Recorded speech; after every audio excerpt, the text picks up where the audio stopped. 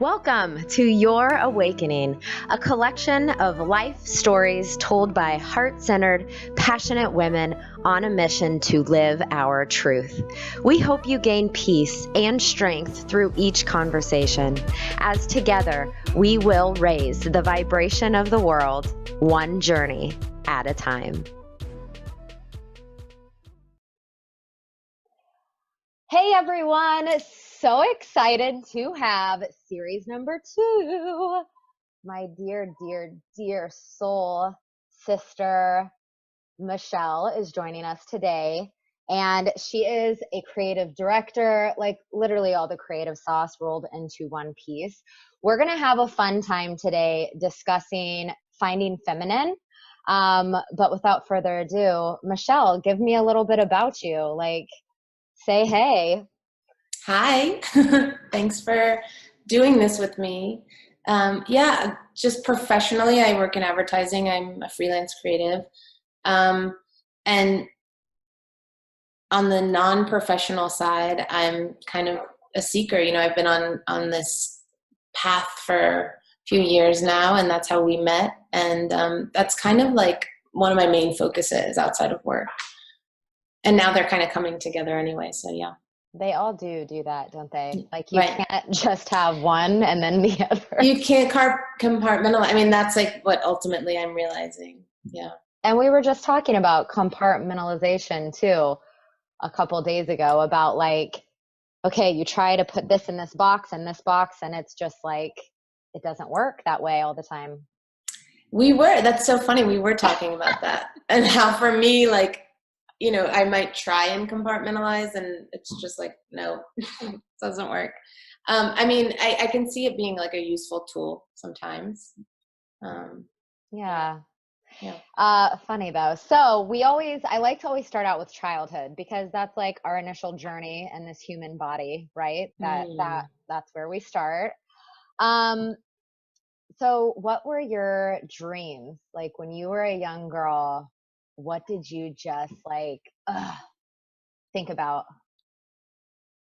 That's such a interesting question.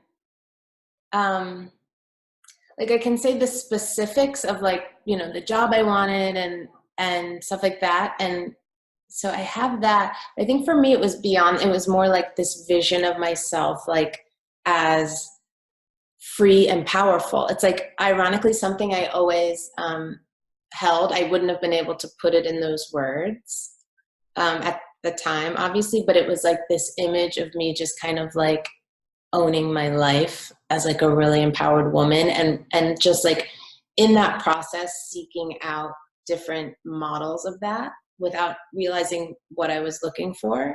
So looking in movies and career paths and like, you know, what city I would live in, it was all about like, where is this like powerful woman and how do I get to her? That's juicy because we're talking about finding feminine. So this is all about, you know, we talk about people's journeys and I think it's really been interesting. So Michele and I met 2 years. Oh my gosh. It might be 2 years exactly coming up. Like maybe it's today. No, I think it was last week. It's soon. Well, I know Christine's retreat is like right now. Yeah. So it's like either, 2-year anniversary. 2 years. Oh, yay. Yeah. So yeah. And I just think that it's interesting. That was your dream space, was like being powerful, being in this womanly mindset. So like, that's where your curiosity went. Like when you were a kid, it wasn't, I want to be a creative director. I want to be in advertising. No. Well, it's funny. It's like the way I framed it as a kid was that I wanted to be a magazine editor.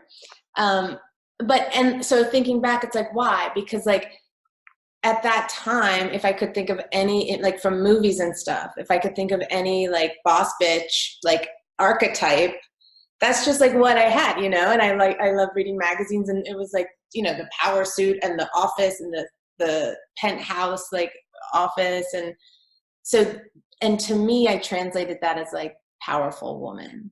And probably didn't know why, but I was just always drawn to that energy. Yes. Yeah. So you mentioned in there power suit. And I guess I want to call it out because there's a lot of different ways to think about it. And I think that we were all, because of magazines, because of movies, because of the marketing scheme behind advertising for clothes, that, oh, to be professional, to be this powerful woman, I need to show up in a blazer and slacks and, like this ideal thought. Yeah. So coming in, you are on the advertising space. Like, let's segue into like, why do you not have to be like conform to here? This is what we know and see, and society puts us in. Oof. So yeah, I mean, that's such a big question, and that's been part of my journey. Part of the journey you're on is kind of like, how do I square my image of myself as a powerful woman with like the way the world expects to see a powerful woman? And are there, and can I be a powerful woman? And what are my choices within that in terms of society, if that makes sense? So I definitely, to pick up on the magazine editor path that I wanted to go on, that was the model I had. So it was like, I was all about like looking the part, dressing the part, having the job that was the part. And I did end up becoming a magazine editor. First moved to New York City. Like it all was really like intentional for that purpose. Moved to New York City, worked in magazines, and then kind of got there and was like, but wait, I like still don't like, it's not working. I don't feel the power, but I was still wrapped up in that societal, like you said, like what advertising shows us, what media shows us as like what it looks like to be in our power. And really, I think it was those images in the media are tracking toward, the image of power is a man, like a businessman or like a strong man. And so it's women who kind of approximate that, that in the media, like get closer to that image of power. So for me, it was like the corporate path. I ended up leaving magazines and going into advertising. So I was like, okay, like I need a even more powerful industry. I need an even more powerful job. I need a title. Like I need that title. I need to climb that ladder. And all the while, like really crafting my image to fit that. And it wasn't until like a few years into that job that I kind of had the awakening that like, it's not about these outside factors that are going to give me my power. And at the same time, back to the question you're kind of asking, like, and there's that awareness that the power does come from the inside. And then once you kind of start embodying it, there is an outer element that like helps that inner power be congruent. Like we can't discard the fact that like society has its paradigm. And so we get to show up in a way that people can like, I get to be aware that if I come with like fairy wings and I can do that if I want to, but there's also an awareness that we live in a certain world that operates in a certain way. And, but I think the choice that we have as women is like, we get to decide what a powerful woman looks like. Right? Yes. Like we get to create that from within. Because how long were you in New York? Were you in that space of finding power, moving from this job to another so-called more powerful job, and then into the title searching? Yeah. Like how long were you in? So I just left New York a couple months ago, and was there a few different times in my life, but this last time I was there for 7 years. But I was really like on that like narrow career path of like climbing the ladder, up until about, I think it's like 4 years ago when I had that kind of like quote unquote awakening. And it just like shook, it was kind of like, oh, like where I think I'm headed is not getting me to that, but still keeping that internal desire from childhood of like, I still want my power. I still want to be a boss bitch. Yeah. This doesn't seem to be the actual way to get it. Was there like a moment, and I talk because for me it felt like a 2x4 being slammed in the face. Was there that moment when you were just like, okay, and you just clicked, like something was like, okay, enough? Yeah. I mean, to me, I've kind of struggled to tell this story in terms of the awakening, because it really was like I remember the day, and so like how to explain that to some people who kind of aren't on that path is it's kind of like, okay. But yeah, I mean, I mean, it's a moment, and it hits you, and you get this feeling from inside, and you're like, no, you take a stance. Yeah. So I can share like a little bit about what that moment was, if you want. Yes. It was, I think the way to tangibly explain it is like it's a shift in consciousness. So everything that you saw a certain way in one moment is suddenly like you see the possibility that it's different than you thought, or at least than I thought. So for me, it was like I was working in advertising, doing really well in my job, like doing it, climbing the ladder, getting promoted, winning the awards, and still feeling powerless. And part of what I do in my job is I come up with the ideas for ad campaigns. So it's kind of like ironic, this whole conversation. And a lot of advertisements are targeted toward women because women do most of the shopping.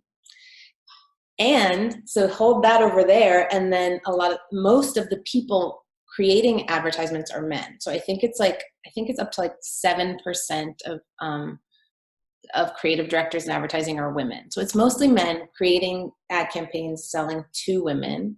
And so it's a lot of men getting to decide, how do we talk to women? How do we represent women? How do we appeal to them? What do we have them think that they need? What's their story? All of that. And yet I'm in that world of men doing that. So that puts this other context around me where to have my ideas go through, I have to sell them through like these kind of layers of usually men. The funnels. It's like the funnels of idea. Yeah.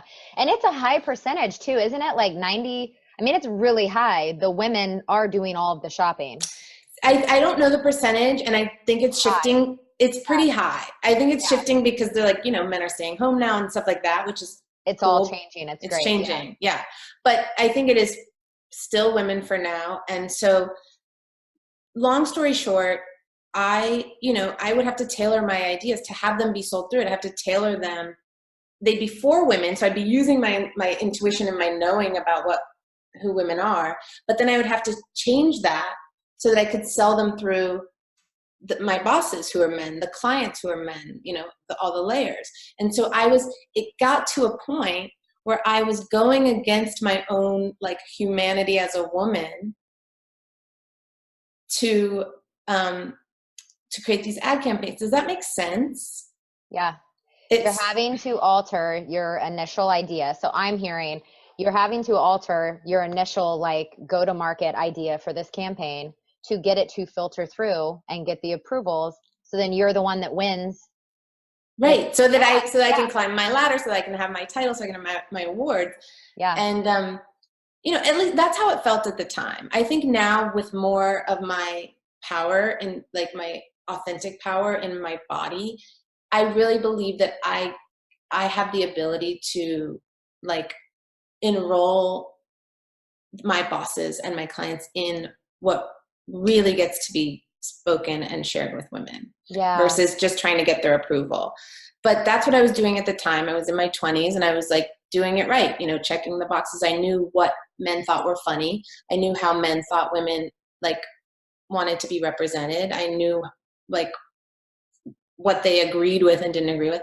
And so I did that. And then I was on one particular campaign. It was a pitch for a product that's specifically targeted to women. I won't share what it is, but it's like a frozen food product that it's like the target audience is like single women, going home at the end of the day and make their little food. So there's like a really specific image that they were holding about this woman, and it just like didn't sit well with me. I was like, I'm a single woman, and that is not, you know, who I want to be. I don't want to put that out in the world. And so something started to shift in me, my awareness. And then I remember so I was really pitching ideas that could like break that stereotype, and they were getting shot down. And I remember walking in one day, and something shifted my brain, something in my brain shifted. I looked around me in the office, and I was just like, everyone here are just humans. They're just people. Like, those aren't my bosses. Like, they're my bosses, like on paper. They're not my bosses in terms of like what's real and what's not. Like, they're just humans with their opinions. I don't have to be here. I'm choosing to be here. I'm choosing to do this job. And so like, it was just this experience of freedom, of like, I don't have to live in this paradigm where like I'm less than for being, you know, a single, like there was really, the campaign they wanted to put out was really this like not holding these single women to in their highest light. It sounds really restrictive. And that's not the space you were coming from. And no. And I didn't know it at the time. I just knew that as a single woman, I was like, is this where I'm headed in life? Is this like what I get to become? Well, and it's an image again that they're like giving you and putting out into the world. And I really believe that advertising and the media has like such power we're feeding people images and messaging. Our brains, you know, are really influenced by that. And so I think we have a responsibility to put out messaging and imagery that's like uplifting and feeds our, you know, potential, rather than like has us kind of like questioning like who we get to be in the world. Yeah, that's powerful. So you took a stand. And then did you take a stand? Like what happened? I took a stand. Like it caused a lot of like breakdown in the, you know, on the pitch we were on, because there was a lot of disagreement. And that's when I saw that like, oh, this is about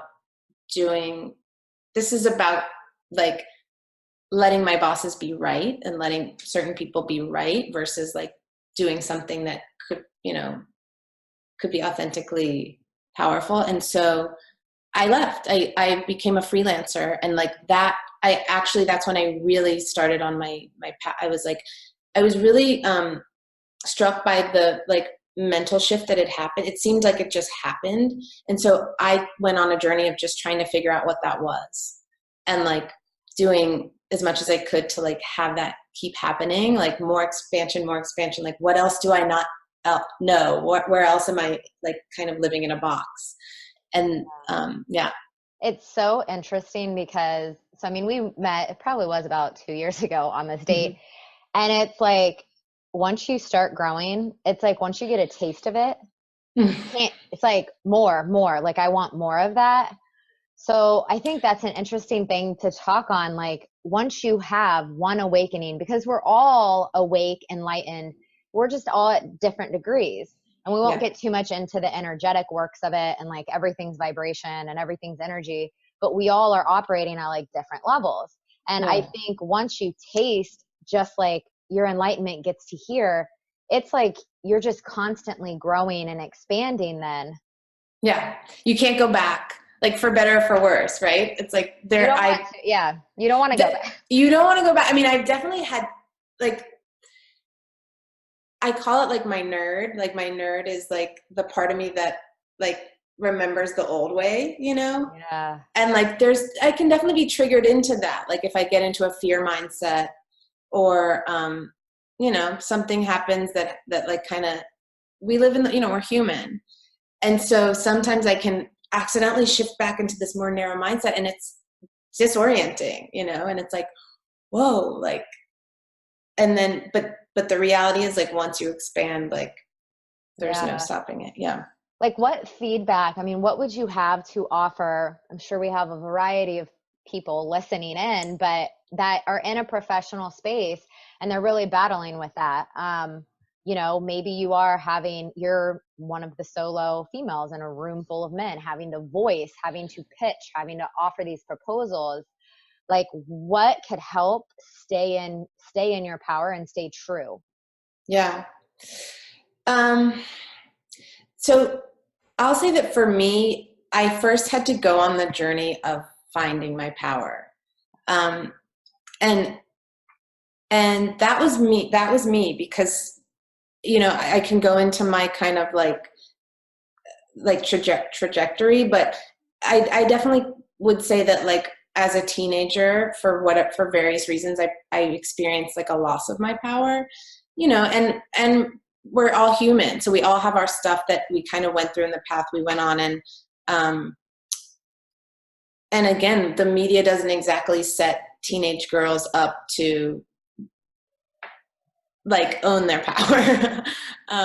And so I had to go find it. I don't think that's true for everyone. I experience you, Jill, as like very much being like owning your power and having had it ever since the day I met you, being in touch with it. But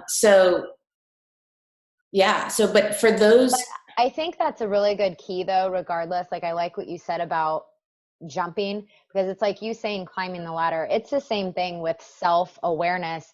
And we can talk about it, and it's this whole other thing out there now about the media. Be happy, live happy, positive vibes. It's an internal job, period. It's right. shitty. It's not easy. It's not easy. It's not easy. Like, my journey has been coming into vulnerability, coming into softness, right. Which is its own access point to power. Yeah. So yeah, absolutely. Right.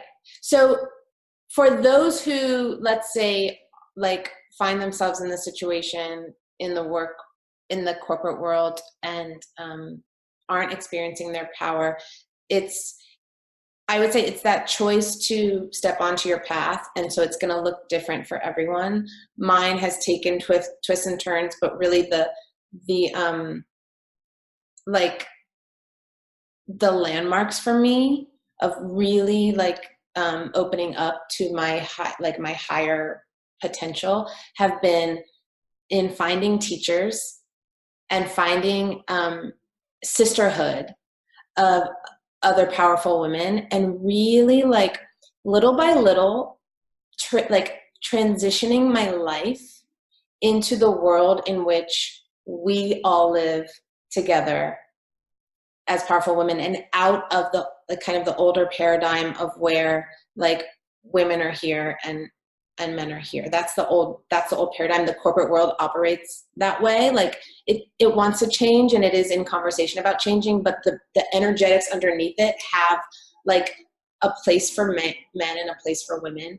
And so it's really like for me, it was like pulling my awareness out of that and like building a world inside of this world that looks different, and then living in it as much as I can. And for me, that looks like, joining women's groups that are doing this kind of thing, working with teachers, exposing myself to like truly exposing myself to the women who, like, being in their field, the women who are in their power. And I stopped equating that to the women that I saw in the magazines or the magazine editors. That was my old model. And to be totally honest, I think this whole awakening thing happened to me like right around the time that Beyonce came out with Lemonade, I think. And hey, babe, it's a good song. I'm just saying, like, yes. Like, I think that her showing up in that level of power, and it was a feminine power. She wasn't in an office. She was like, I think that like shook a lot of people up. And for me, I was like, oh, like, there it is. And not consciously, but I like very like, I like started orienting myself in that direction. And then like after, like, then found Christine, and then like through Christine found Anahita. These are teachers, of mine. and like models and mentors. So for me, the path has been about like orienting myself toward that energy and like learning from it, like getting a little taste of it. Yeah. Yeah. And I so cherish and honor our friendship because I find our conversations to be, it could be like 15 minutes, it could be 5 minutes, and it's just like uber uplifting. Like it's a whole other Mm, level. right. And we were having a conversation, I don't know when it was, about values, and you really shifted in me because I know my values. I talk about values a lot. They're core. They're your core, but I was like, self-care, where does that fall? Because Mm-hmm. self-care is such a broad, that's like personal, professional. What type of teachers are you going to call in to get you to the next level? Because if you're not at the level personally, you're not going to be there professionally. You can try, it's just going to be a lot harder. Don't Yeah, think like, totally. I mean, like, I kind of live by like the idea that like how we do one thing is how we do everything, you know? So like for me, it was like really, the awakening, and you were mentioning like the awakening process can be very difficult. And part of that is in like really like having to face head on, like what you've got going on, like how you've been living your life. And like that you maybe have been, or that I like maybe had been like, um, not living in alignment with like who I really am, or that I've been like putting on a mask every day and trying to pretend like I'm, you know, trying to put on that power versus like have it come through me. ugh, Um, yeah, that's good. Because it has to come through. You can't just put it on and show up and be powerful. You can do it, but there's going to be a lot of friction. It's probably not going to come from a place of leadership that right. is true. Yeah. Yeah, it's going to come from like a place of like control versus power. Like, and power, like I just heard this distinction the other day. I think someone said like power is giving, power is uplifting, power is like this giving energy, whereas control is taking, constricting, right? That's good. So yeah, and so, and I like I don't have a controlling personality anyway, so it just like that was never even like working. Like even when I like thought it was, like that just was never working for me. Like I had to really face that like who I am is, yeah, we get to like embody different ways of being, but it's also really powerful to know who you are and what your like kind of essence is. And like one of my most powerful qualities is my ability to be supportive, you know, and like to like that's how I show up in my power. So there's not necessarily um, always a lot of space for that in certain like areas of the old paradigm, like the corporate world. There's you know there's not a lot of space for supportive energy to show up in a meeting and like you know tell Yeah. like what's coming up for you. You know what I mean? So I forgot what prompted this thought train, but like facing who we really are and really like um, it's the self-love conversation. So it's like I think there's the surface level self-love conversation is like, oh, love yourself, like, you know, take baths, all of that. But really what it is like know yourself and stop punishing yourself for like who you're not and who you authentically are. Yeah. Yeah. And there's just so much around that too. I guess I just really honor you because you are so supportive. Like you're the most, y'all really. She is just like you can talk and talk and it's just like, yeah, yes. And I'm like, oh, just come here some more.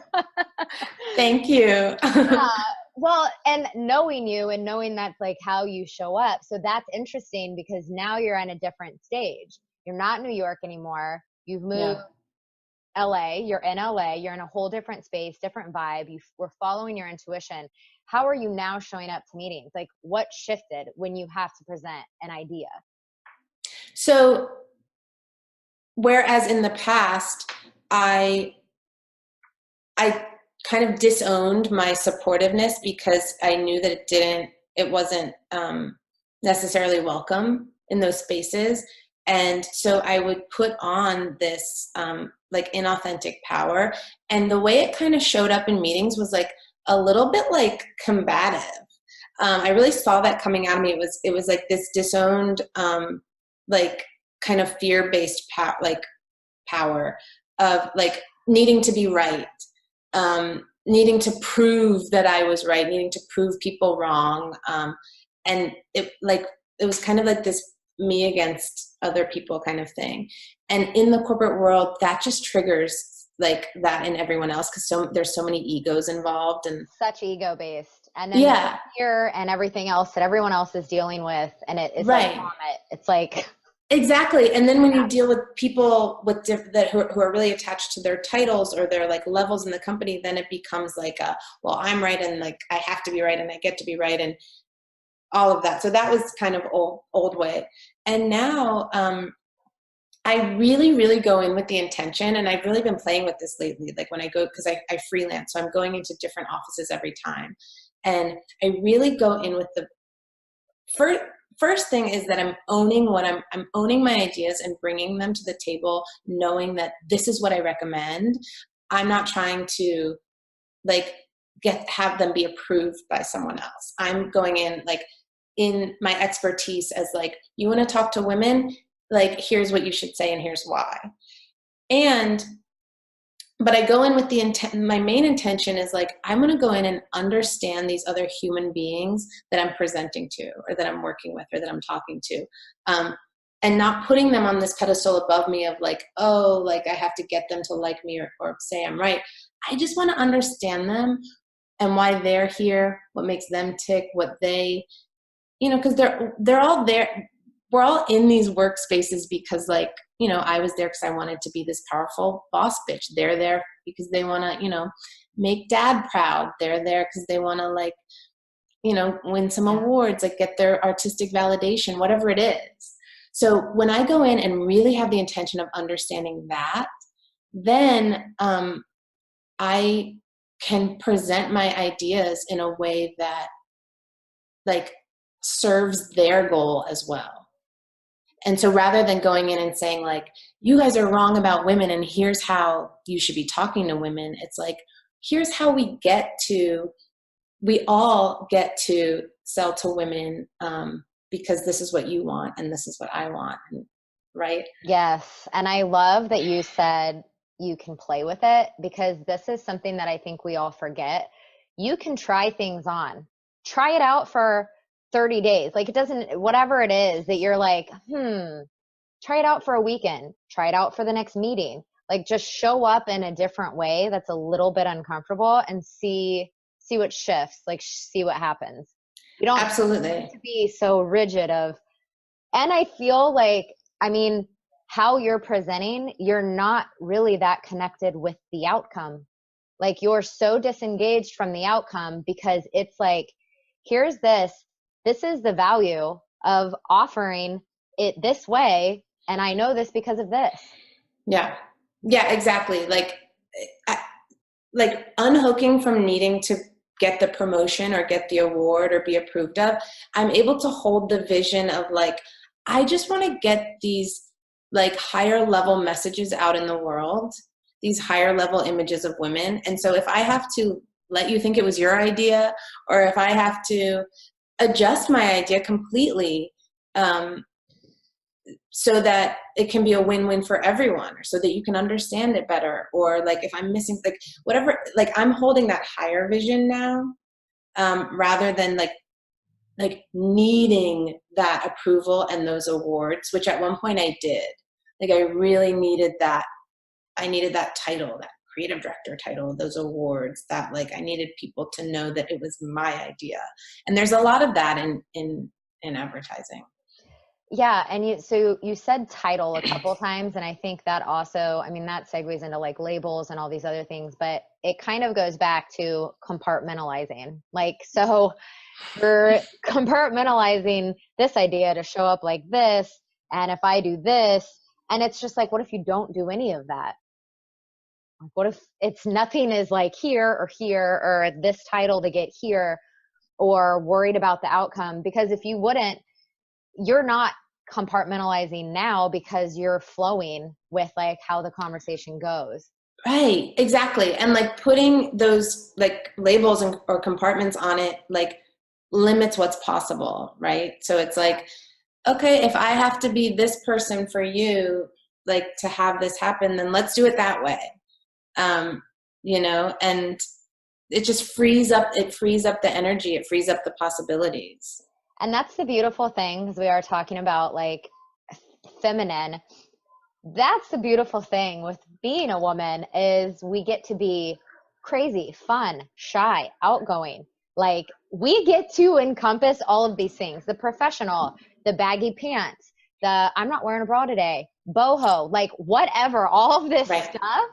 Like we get to shapeshift. Yeah. I mean, totally. I mean, that's one of the gifts. And, you know, in this whole conversation, we get to say that like men are equally affected by this old paradigm way of thinking, right? Like the corporate man is also on this false path potentially to like some kind of external like power source, right? Like the CEO title like doesn't give you the power unless like that you don't have unless you already have it, right? So and so the gift that we have as women, if we want to look at it that way, of not having like necessarily those defined spaces in the corporate world, is that we have a little bit more freedom to play and to like decide how we want to make that space for ourselves. And you know, men get to too, and there's a journey for men that they get to go on right now too. Yeah. I mean, but we're all human. So we're all on this journey, and we all get to show up in our own like way. Yeah. You know, none of us are the same at all. Like we're all different, all of our cellular makeup. Yeah. Yeah. It's like we're, Anahita, our like mutual person that we work with, mutual teacher, she talks about like that we're all like flowers, you know, and I love that because it's like there's so many different ways that a flower like is versions of flowers, and yet you would never look at one and be like that flower's wrong that flower's bad, right? But there's so many different versions. And then I like that the added piece that I love about that is the idea of blossoming. So and at no point in the stage of a flower is it like ugly. It's just like a process. That's the other thing too, like you were talking about what's real and like what's not. So the only things that are reality are those in which you make up. Like if you believe ugly doesn't exist, well, pretty doesn't exist either. You know, like it's really being conscious and shifting that, because we've talked a lot about advertising and media. We're surrounded by it and it's not going anywhere. Social platforms are everywhere and it's in your face. But if you're making the conscious decisions to maybe not follow those social that are triggering you or pinging you and or body image or whatever it might be for you, you get to stop. Like there's no. Yeah, exactly. I mean, it's exactly what you were saying earlier about the compartmentalizing. It's like, do you want to live in this world of labels and separation, or do you want to just let it go and kind of like, and I think it can be scary at first to let it go, because then you're in this space of like, well, what am I then? And who am I then? And then, so it's highs and lows, you know, there's like some like, that's like the challenging part of being in that space of like, now I don't, you know, the loss of safety, loss of familiarity. But the amazing part is that once you kind of move through that, we get to move into a space of creation. Like, okay, well, if it's not these labels, what do I want it to be? Who do I want to be? What do I want to align with? Yeah. And it's interesting to watch what comes into your life after you've called that out too. You know, and you said we like sisterhood, it is such a big deal. This goes for men too. Like you have to have a tribe. If there's one thing of anything that we could probably say, it would be that, because Michelle and I don't speak every day. I don't even know what the time frame is, but like your energy, I know it's always with me. If I would need you, like it would be a call and it would be, and it's like that sacred space. Totally. It's like we've been together we've gone to the place of um, tearing apart our old paradigm together. Yeah. And you're right. I would call that sacred. It's like, it's there. Like, it's the most, like to be with other humans and be like, okay, let's bust up our worlds and create something better, and to say like, I will stand with you while you do that, and while every ounce of fear comes up, and every, all your stuff is going to come up, and it's going to be really scary, and I will stand there with you. The people that I've gone through those processes with, you being one of them, it's like you said, like we might live across the country from each other, but we've created that sisterhood. It's no longer, it will never be a surface connection. Yeah. Yeah. And how do you handle, I mean, you're freelance now, but obviously you have a lot of different vibrations you're coming in touch with, all these meetings and all these contacts. Like, what would you say is a good way to like hone in, rein in when you might be dealing with somebody that's not at the same level of enlightenment that you may be, and just pushing off like a lot of negativity essentially? Yeah. Wow. That's been a big part of my journey, especially the last like year or so, because I was, I do still go into the corporate space as a freelancer. And, I felt like it was this like, like I was like, I'm in, I'm out. And it was like, I feel energy like at a deep level. So it was like, it was becoming like really challenging. And part of my choice, so the way I framed it is that I had there's two pieces of it. Part of it was like, what choices can I make to like choose to be in the space of the energy that I want to be in more often, because we do have that choice. And so I try to, whenever possible, I take my jobs remotely, and it's just authentically what works better for me. So when companies are amenable, I say like, I just work better from home, and I'm happy to come in, to present my ideas or whatever that is. And that works often. Another piece was, I just moved to LA.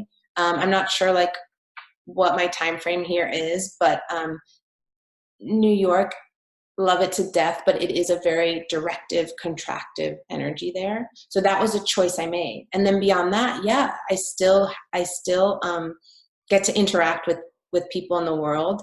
And that for me has just been practice, like practicing holding my energy and my power such that it is the more dominant energy in the interaction. And so that rather than me getting pulled down or choosing to go down for the sake of approval or the sake of like being met, choosing to stand where I'm at and inviting that other energy upward, and then being okay with, because as someone who has kind of like a people pleaser habit, it's hard to show up and have someone not get you and like really desiring to be met. So in the past I would choose to be like, oh, like I'll just, little old me, so that we can meet, and choosing to be in that sometimes uncomfortable place of like, they might think I'm a bitch, for like, a powerful woman can be perceived that way, and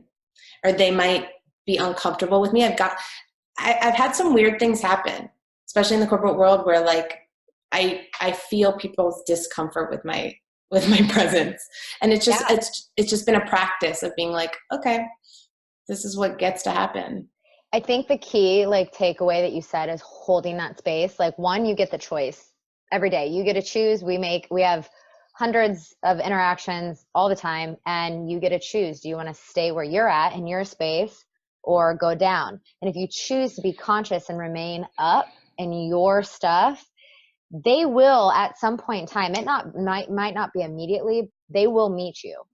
Right. like, because there's no other way to go. Like it's If they want to be in relationship with you, they right. will have to meet you. And so that is where we are actually being in service by holding our Right. energy, because it's like Beyonce. Like, I wouldn't have known where to orient myself if she wasn't like holding the flag down the road and being like, it's over here.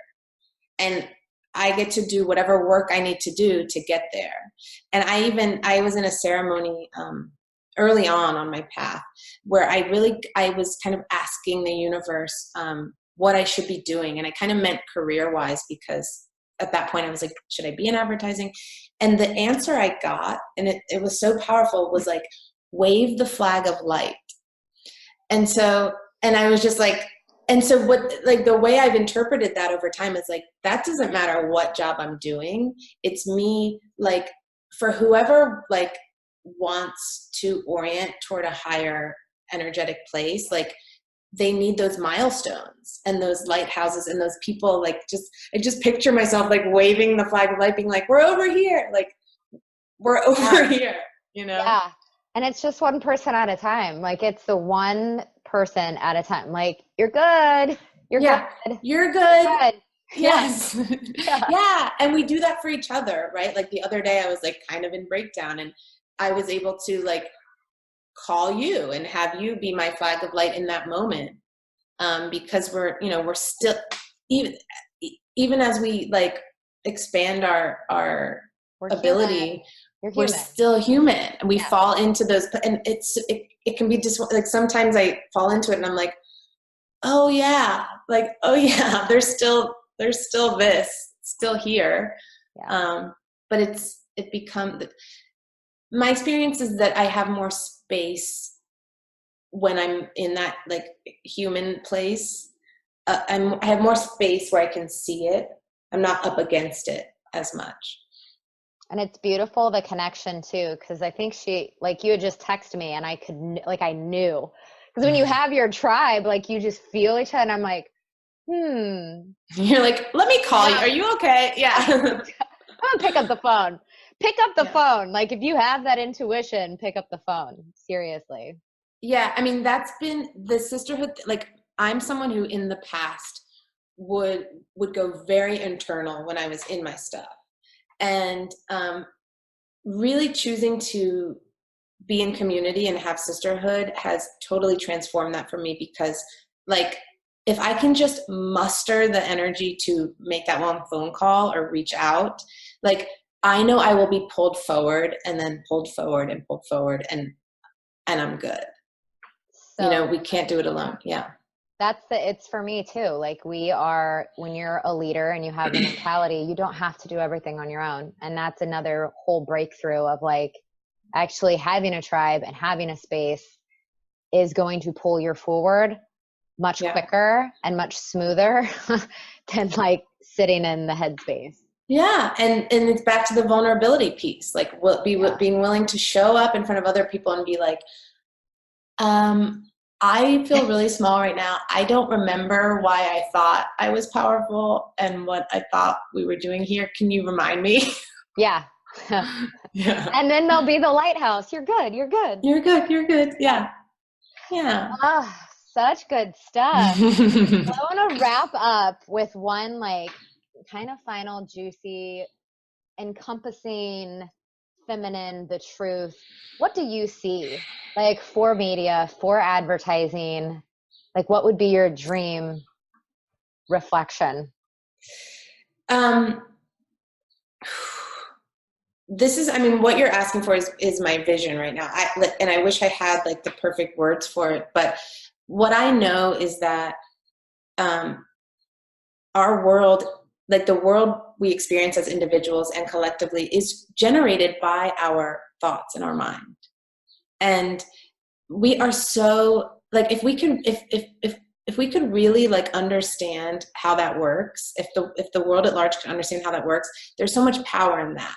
Because the work that you and I are doing is in realizing like, okay, what I feed my mind, when I tell myself certain thoughts, I experience certain things. When I feed my mind positivity and uplifting and self-affirming, self-honoring stuff, that's what I live. So imagine, like, look at advertising. That's that like, if we could do that on that scale, like, if, and I compare it to like feeding people. What we're feeding people with advertising is junk and sugar, and like, that's what we're feeding their minds.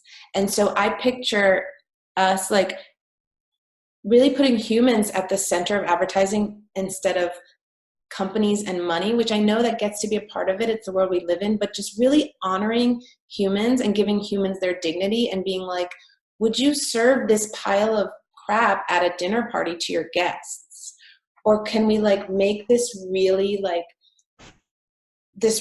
like nourishing meal for people? If we're gonna like ask them to give us their mind space and like feed them our ideas on billboards and in their homes through their screens, like, can we at least cook them a nice meal that like is going to put them in, set them up for their highest possibility, rather than like make them sick and make them depressed and like make them like question themselves and question whether they have a right to like be here on this earth. Like that, I mean, that's the gravity for me of what advertising has the power to do. It's like be the lighthouse. Yes. Oh my God. Yes. Yes. Yes. Thank you for saying that. Yeah, that's beautiful. Thank you so much, Michele, for your time today. I really know it's going to touch a lot of people, and you all can get a hold of her in the comments if you want to reach out for any projects that you might have. And until next time, we'll see you later.